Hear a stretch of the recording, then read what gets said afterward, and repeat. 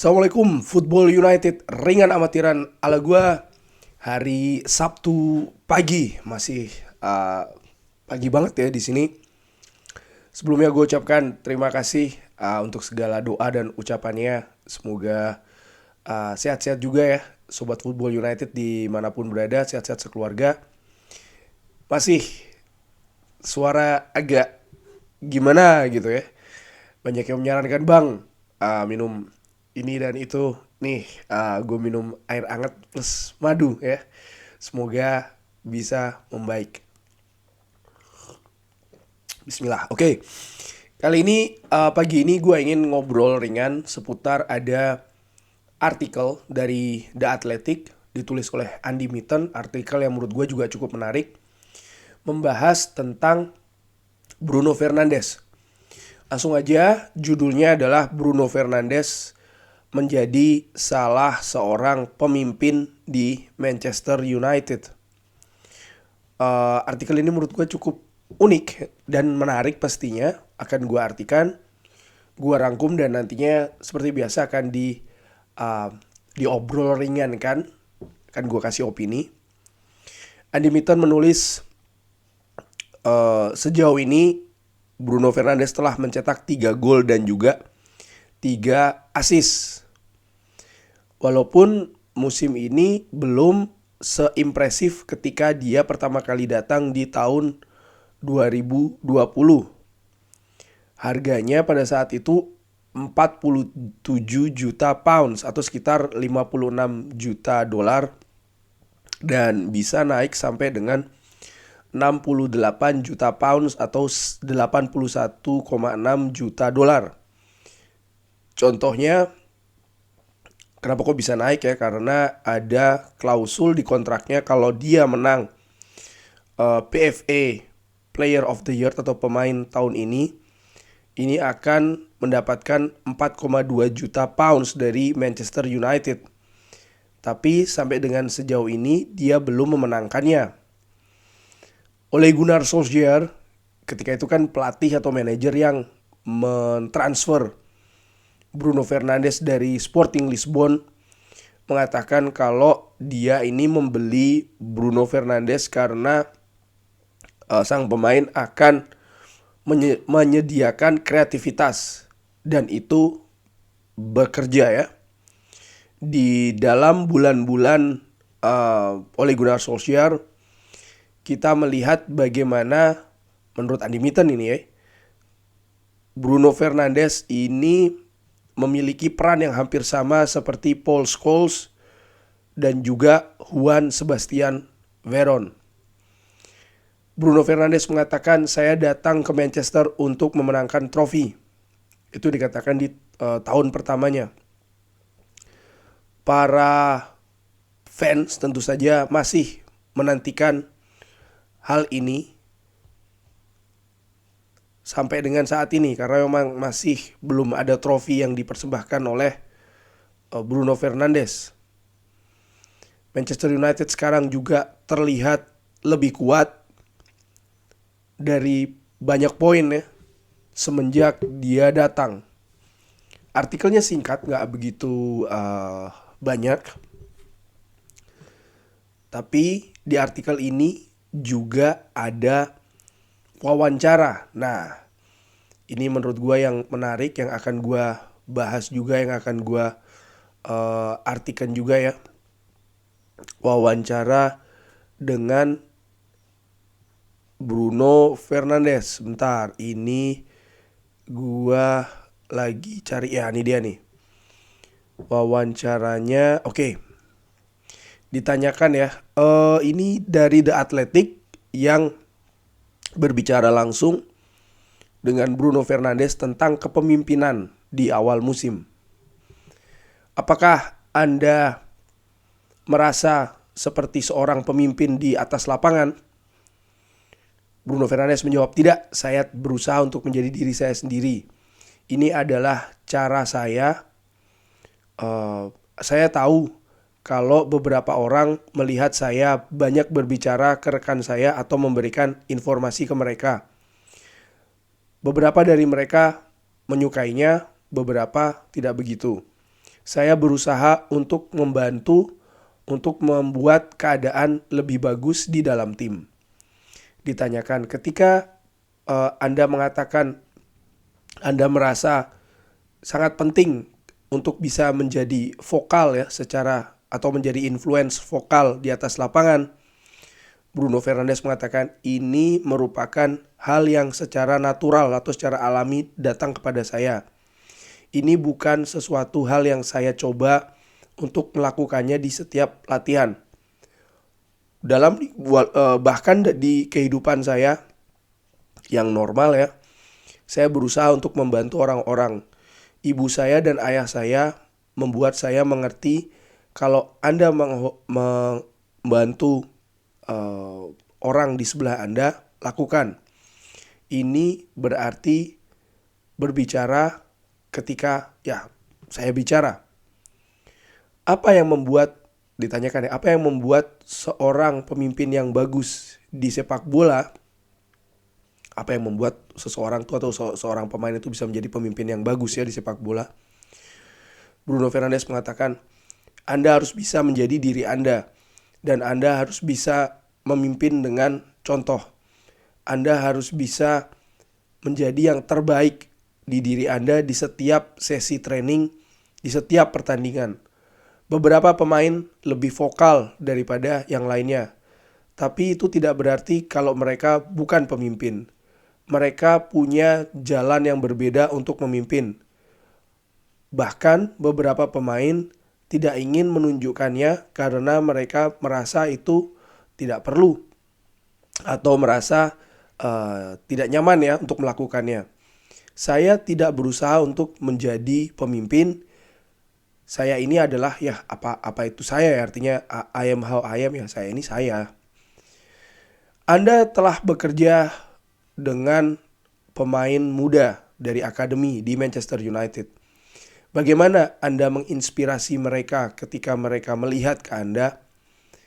Bruno Fernandes mengatakan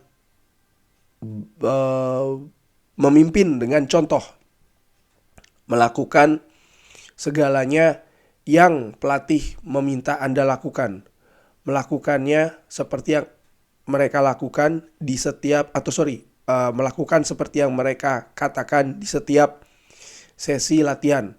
Saya berusaha untuk memindahkan rasa percaya diri ke pemain muda. Tidak penting seberapa tua mereka atau seberapa muda mereka. Saya juga ingin mereka menjadi atau mereka merasa menjadi keluarga di Manchester United. Ini tidak hanya soal tim utama atau tim pertama ya. Dan saya ingat menjadi pemain muda dan menginginkan support dari pemain yang lebih tua. Ditanyakan seperti siapa? Saya punya beberapa pemain di setiap klub. Paulo Gonzalez membantu saya di Novara di Italia ketika saya mulai. Pemain Argentina yang sangat berpengalaman di posisi striker. Dia menyemangati saya ketika saya bisa ke tim utama dan membantu saya untuk menjadi pesepak bola profesional. Pada saat itu saya masih remaja, tinggal di negara lain, dan saya sangat mengapresiasi itu. Disinggung juga, kepemimpinan bisa menjadi ide untuk menginspirasi orang-orang yang ya ada di hadapan Anda. Pemain mana yang Anda pernah bermain di karir Anda, di seluruh karir Anda, yang Anda ingin berada di sisinya lagi? Bruno Fernandes mengatakan, banyak. Rafinha yang sekarang ada di Barcelona mungkin akan menjadi salah satunya. Chemistry antara saya dan dia sangat baik. Saya tidak bermain untuk dia untuk waktu yang lama di Sporting. Tapi saya merasa dia merupakan teammate atau rekan satu tim yang akan memberikan segalanya untuk saya. Apa motivasi yang sangat besar untuk Anda sebagai seorang pemain? Motivasi adalah mimpi saya. Saya punya banyak mimpi untuk bisa menjadi kenyataan di sepak bola. Dan juga punya banyak waktu untuk bisa meraihnya. saya sangat happy dengan apa yang saya lakukan. Bagaimana Anda memotivasi sebuah tim ketika keadaan tidak baik? Dengan contoh, tidak masalah kalau hal itu tidak berjalan dengan baik. Anda tetap harus mencoba sekeras mungkin yang Anda bisa. Kalau Anda tidak latihan di level terbaik Anda tidak pernah akan mendapatkan yang terbaik di permainan Anda. Itu tadi wawancaranya, tidak panjang memang dan spesifik, memang lebih menyinggung tentang kepemimpinan di Manchester United.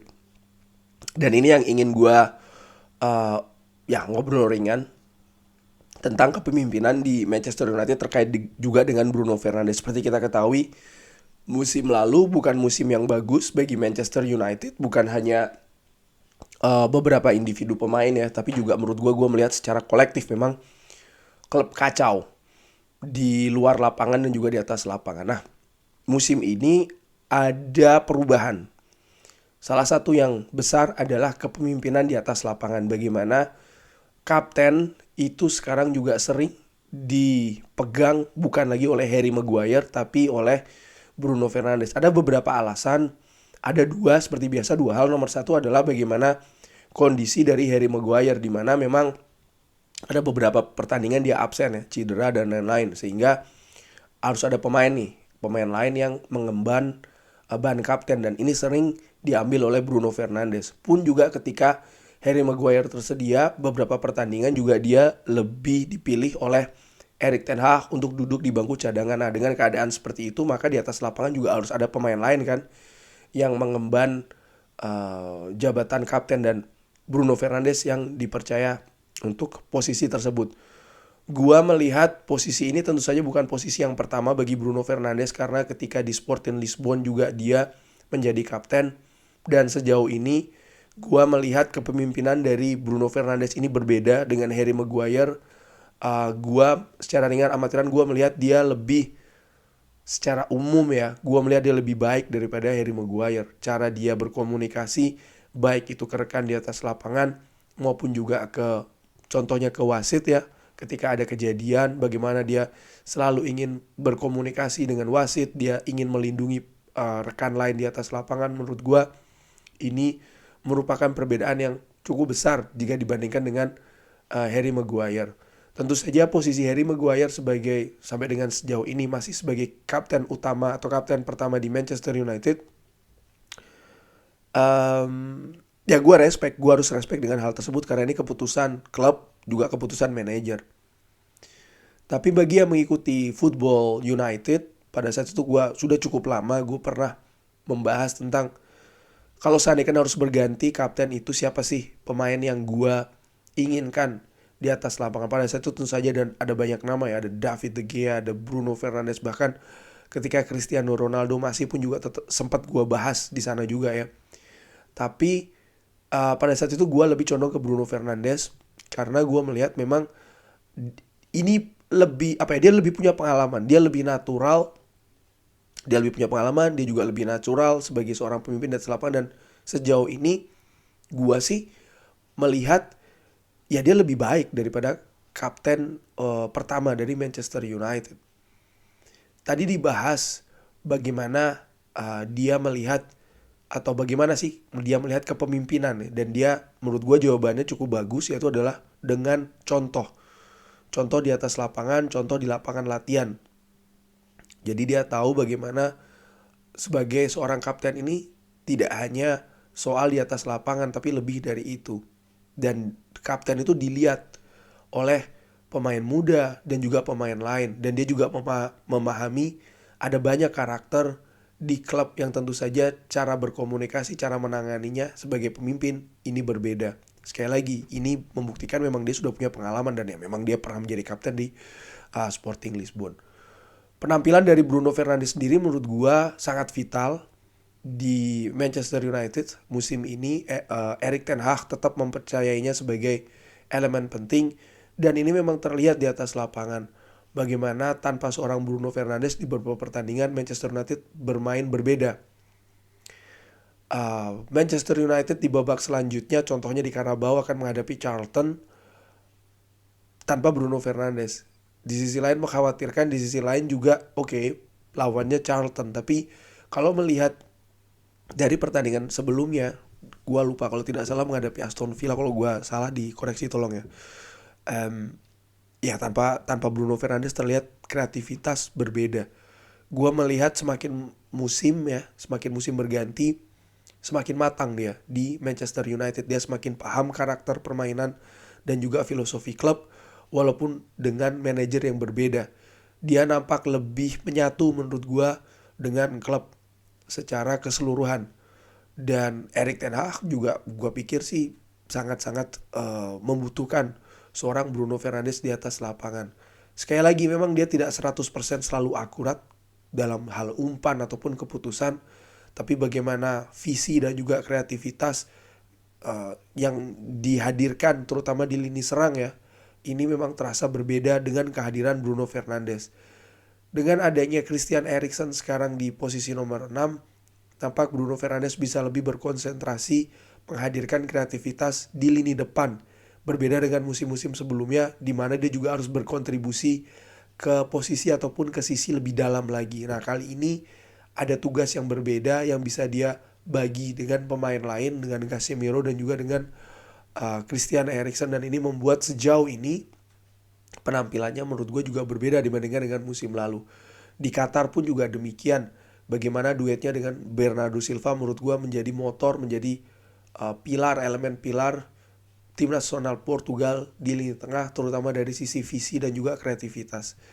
Dan ya gue sih berpikir atau punya pendapat sama seperti yang tadi Bruno Fernandes katakan juga, artinya kapten itu juga dituntut untuk bisa bermain konsisten, bermain baik. Uh, Tidak mesti harus berada di level tertinggi, tapi bagaimana bisa menunjukkan konsisten. Karena bagaimanapun juga kapten juga dilihat sebagai contoh. Dan menurut gua ini juga salah satu perbedaan besar jika dibandingkan dengan Harry Maguire, di mana musim lalu Harry Maguire secara individu tampil buruk. Dan ya dengan hal demikian ini kan sisi contoh dari kapten tuh berkurang akhirnya. Gua harapkan sih Bruno Fernandes bisa konsisten ya, bisa konsisten dari sisi permainan dan juga dari sisi leadership. Gua sejauh ini lebih nyaman dengan sosok Bruno Fernandes sebagai kapten di Manchester United, walaupun ya gue juga harus tetap respect bagaimanapun juga keputusan tim bahwa Harry Maguire adalah masih kapten utama ya, kapten pertama. Tapi seperti gue katakan, gue lebih nyaman dengan sosok Bruno Fernandes sebagai kapten Manchester United. Ya, mudah-mudahan mungkin tidak 100% harus Bruno Fernandes ya, mungkin bisa di-share atau kayak gimana gue gak tahu. Tapi kalau seandainya Harry Maguire penampilannya bisa membaik, secara otomatis dia pasti juga akan lebih sering dimainkan oleh Erik ten Hag, dan dengan demikian maka dia akan lebih sering juga menyandang ban kapten di lengannya. Seperti yang pernah juga dikatakan oleh Roy Keane, sebenarnya dari seorang kapten itu dituntut tidak harus tampil selalu di level tertinggi. Yang penting konsisten saja, konsisten bermain baik, tidak konsisten bermain buruk ya. Sehingga kalau dengan demikian sih komentar ataupun juga kritikan tidak banyak tertuju ke kapten, dan tentu saja ini akan mengurangi beban terutama dari sisi psikolog. Dan menurut gua sih sebenarnya kapten bagaimanapun juga harus siap menghadapi hal-hal demikian. Kurang lebih itu saja ngobrol ringan dari artikel Unlimited tentang kepemimpinan Bruno Fernandes, pemain yang didatangkan dari zaman Ole Gunnar Solskjaer, sudah berada di 3 manajer yang berbeda sejauh ini dan selalu menjadi pilihan utama dari masing-masing manajer. Bruno Fernandes tadi mengatakan dia ingin menghadirkan trofi di Manchester United. Mudah-mudahan akan segera tercapai, walaupun yang gue heran ada juga beberapa fans Manchester United mungkin yang mengatakan Manchester United tidak akan mendapatkan trofi dengan Bruno Fernandes. Oke, lalu siapa? Jangan lupa yang menginginkan Bruno Fernandes dari Sporting Lisbon itu banyak betul. Kenapa gue bisa bilang begitu? Karena gue mengikuti pemain ini ketika masih di Sporting Lisbon, dan ketika dia pindah ke Manchester United merupakan salah satu hal yang membahagiakan gue, karena gue tahu pada saat itu pasti akan ada perubahan yang terjadi. Dan sampai dengan sejauh ini dengan amatiran gue menilai Bruno Fernandes dalam beberapa tahun belakangan ini merupakan salah satu pemain terbaik yang datang ke Manchester United. Tentu saja di zaman Erik ten Hag kita juga punya pemain lain, yang pemain baru yang datang ya, Lisandro Martinez contohnya, maupun juga Casemiro. Tapi terlihat peran dari Bruno Fernandes tetap vital di Manchester United. Kurang lebih demikian. Sehat-sehat selalu, sehat-sehat sekeluarga. Jangan lupa like, subscribe. Wassalamualaikum warahmatullahi wabarakatuh. Glory, glory, Manchester United.